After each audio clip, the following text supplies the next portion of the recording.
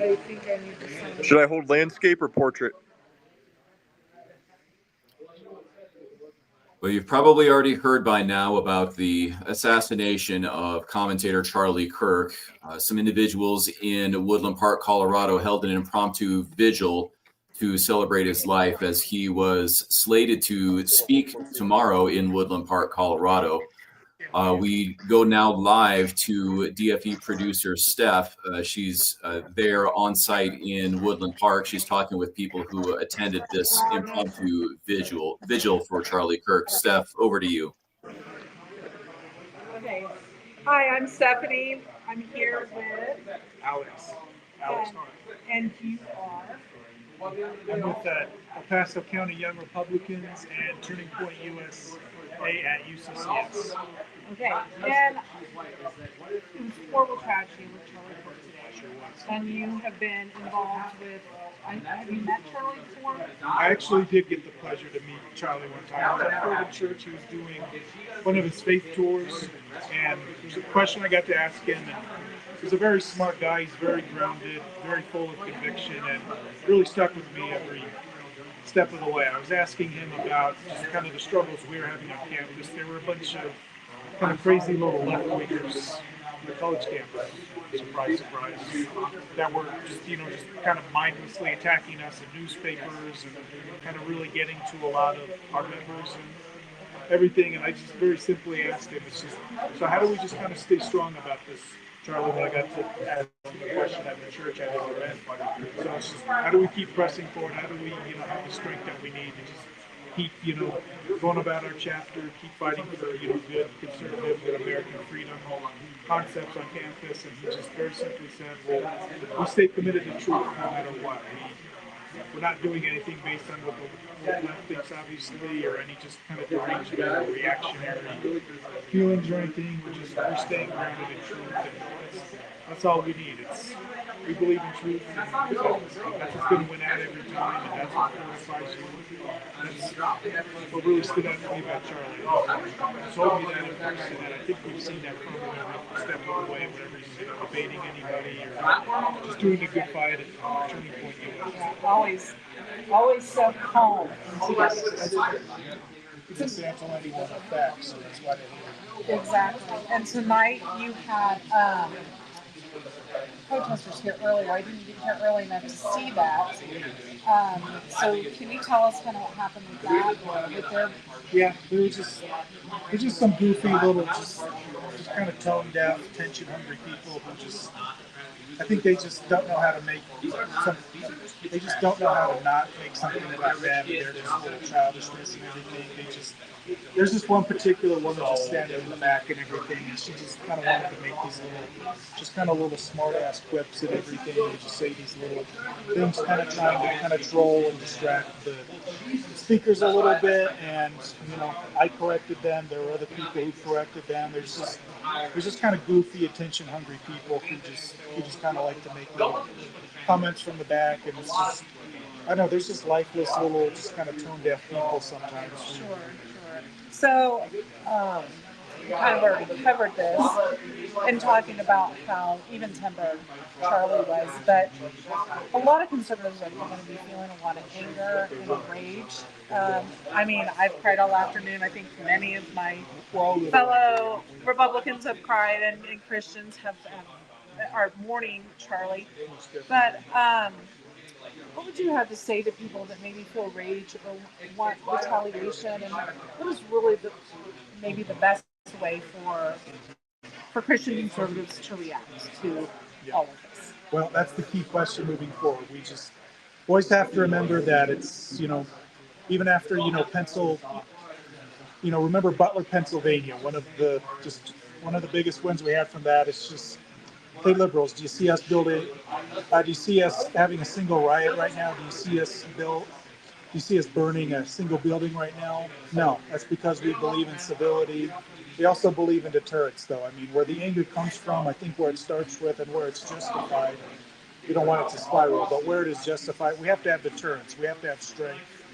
That's what so many of us saw from, President Trump all the way back in 2015. He was never a guy who backed down. He was a guy who fought some fights. Sometimes he threw some punches, he threw some jabs at people. People knew he was not a guy to mess with, and that he had some teeth to him, he had some fire to him, and we do need that. We do, we can't just be dormant and just accept everything. There are things to fight back against, and we do need that fire. If you're not angry, you're not human. So Yeah. that does have to be part of it. It's just a matter of it's not about chaos. Yeah. It's not about chaos, though. It's about deterrence. We got to keep our country intact. We have to keep the evil forces at bay, and we use the necessary strength for that. And that's what we channel our anger into, but never chaos. Yes. We have purpose behind it, and we know what we're trying to achieve. Okay, we also have George Roush with us. Come on over. Yeah, let me not be back. Yeah. George is Teller County attorney. No, Teller County Young Republicans. I've actually never been. Okay. So, with the assassination of Charlie, conservatives are going to feel a fuel for a movement. What are your thoughts on that? And how do you think that Rita will? You want my honest thoughts or what I gave the video? I would like honest thoughts, and I would like it. We need to keep it clean because it's male too. Keep clean language. So the assassination of Charlie Kirk would have been one thing if it had just happened. It's a John F. Kennedy moment. It's one of those moments that is kind of ironically a turning point for the nation. It's the worst pun I've made. But it didn't just happen out of nowhere. It happened on September 10th, 2025, after a week of outrage where a young girl was murdered brutally on a subway. This nation has been boiling. Tempers have been high, and we've already been seeing the effects of that. With Charlie's assassination, I think we have, in a sense, as a nation, crossed the Rubicon. There's no coming back. What happens after this, I don't know how to describe, but I can tell you one thing. We are going to be a Christian nation, and we are going to be a Republican nation. In a matter of seconds, the GOP has its rallying cry, and it has its markers. And we're not going to let this go. So for all the young people out there who are looking for something to fight for, they have it now. Because, in a sense, we are at war. Because if you don't care about politics, politics cares about you. And on top of that, we are past the point of having these basic conversations and hoping that it goes away. We're now at the point of activism. Because at this point, the consequence for conversation has become execution. And when execution is the consequence for conversation, there will be no more conversation, only executions. And if we're going to stop that, that is something that we're going to do through activism. And there's a lot of Gen Z young men who are ready for that. Young Republican stands ready. Turning Point stands ready. We will accept all of them, and we will put them to work. We're going to take Colorado back. We're going to take this country back, and we're going to build a Christian nation. We're going to build a new America. It's going to be glorious. Okay. And a question, either one of you can answer this, but I wanted to know, so obviously a change of plans for tomorrow for the Turning Point event. And I believe I heard a rumor that it's going to be a memorial service for him. Is that correct? Correct. Yes. Okay. Yeah. So, also, you have not been involved in Turning Point, but you have. Correct. So, what do you think? What is your perception of Charlie and his movement on campus and how that has affected this younger generation? Well, it's something I know President Trump has valued a lot. He's really mobilized the youth movement in his favor. Charlie himself has really given a home to those who have more conservative thoughts, who are people of faith, who just want, good, honest, free market capitalism to take hold, to, practice family values. There's so many young people who believe in that, but there's so much manipulation, so much just mob reactionary kind of astroturf chaos on the left that I think kind of makes them feel alone in that. I think there's just a lot of cultural Marxism that, wants young people to feel alone when they have those just kind of basic, sane, traditional values. And Charlie gave them a home, and he mobilized them. He just reminded them that it's okay to be sane. It's okay to be driven by truth. And, we're going to kind of help buffer you from the chaos. You're going to have to be in the fight, but you're not alone in that. And he really showed everyone, especially, in the youth movement with young Americans that, just those are the honest, organic, truth-driven thoughts that you're having. And we're going to give you a home for those. We're not going to just, let you keep being attacked for that, because some people are power hungry and want to, destroy truth for everyone else. Okay. And you actually organized this event tonight? Okay. And can you kind of give us a description of what all went on and the common themes of what people were saying tonight? Yeah, so this was basically just kind of an open floor for various individuals to speak. We had some people who were running for office, some people who may run for office in the future, the current state senator, and then Colorado Springs state representative. So we had a lot of fantastic speakers. We did an opening prayer with, I guess, a known radio host. I don't know. But, What was his name's Dave. I know him as Dave, but I guess he's really famous. Okay. Sorry. Yeah, You're good. it happens all the That's time with fine. me. You never believe it. But so we had fantastic opening prayer, and we had fantastic closing prayer. But the big theme here is unity. Unity as a nation, unity as a people, unity as a movement, as Christians, as Americans, and heartbreak. Because we are we hurt together. And from this pain, I think we're going to do something good. What it is exactly, I think we're going to have to wait and see. All right. Thank you very much for your time. I appreciate it. I appreciate it as well. If you, yeah, I need to get your name down if you don't mind. Oh, in a moment. Yeah, of course. And then I appreciate your time and your help. And you are with Turning Point USA and the El Paso County Young Republicans. Okay. Thank you very much. I appreciate it. Thank you. I can just add it to the end of the video here. Yeah. Okay, that's fine. My name is George Roush, spelled George, last name Roush, Roush, and I am the chair of the Teller County Young Republicans. Thanks, guys. Thank you. Alex. Alex Hart. And just Hart? H-A-R-T. Okay. All right, perfect. And A-L-E-X? Oh, yeah, you got it. Okay.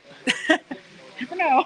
Thank you. You never know. All right. It's all good. Okay, I appreciate it. If you want to give me an email, I can send this out as soon as it should be live now on VFE News on YouTube. We also have a Facebook page. Thank you, Steph, for that reporting. We'll update you on some of the latest information that we have. The FBI continues to investigate, and they continue their search for a suspect after releasing an individual that they'd arrested earlier in the day for the assassination of Charlie Kirk. So the devastating around noon Eastern time today, when Charlie was speaking at an event in Utah, he was struck in the neck by an assassin's bullet while he was speaking to a crowd of college students there at Utah Valley University. Police had initially arrested an individual, this man that we have video of him being detained by police. We can go ahead and go to that video. Right to main side.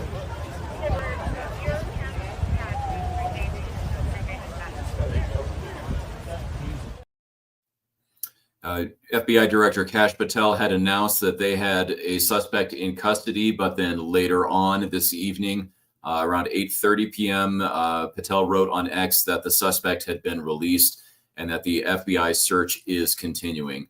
Our hearts, our prayers go out to Charlie's family, his friends, everyone who knew him.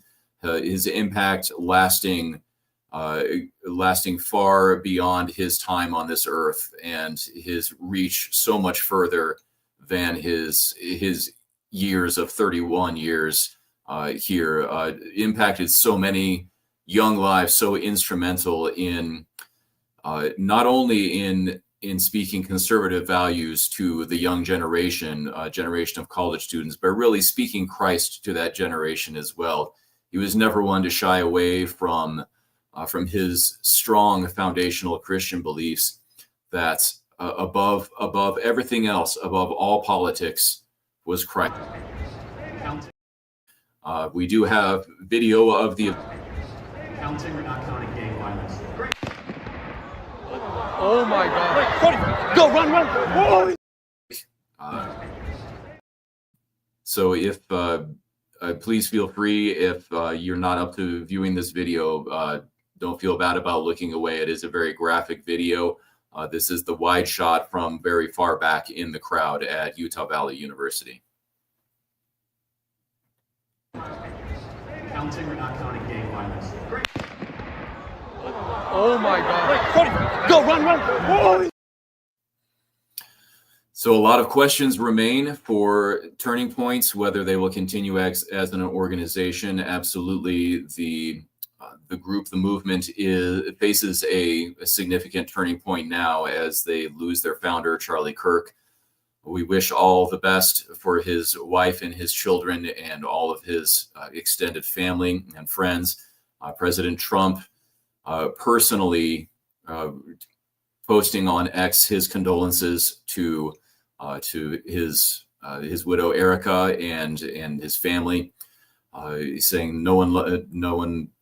Charlie was loved and admired by everyone, including President Trump, and it's just a tragic event. And we recently brought you news of the stabbing on the subway or the light rail in Charlotte, North Carolina, and just a day after that, we experienced this, another example of the depravity of this world. So we would encourage you, remain true to the gospel, remain true to Christ. There's no way to get through this other than that. Things will happen. Remember, we don't struggle against flesh and blood, but against the powers, the principalities of the spiritual realm. So hold fast, stay strong. And that's it for now. Be sure to like, subscribe, follow, comment, engage with DFE News so that YouTube and all the social media platforms can push it out to more viewers. And if you'd like to become a sponsor, as always, you can click the link in the description, or you can scan the QR code that we'll put up on the screen. We thank you for joining us for this special edition of DFE News, news done right. We'll see you next time.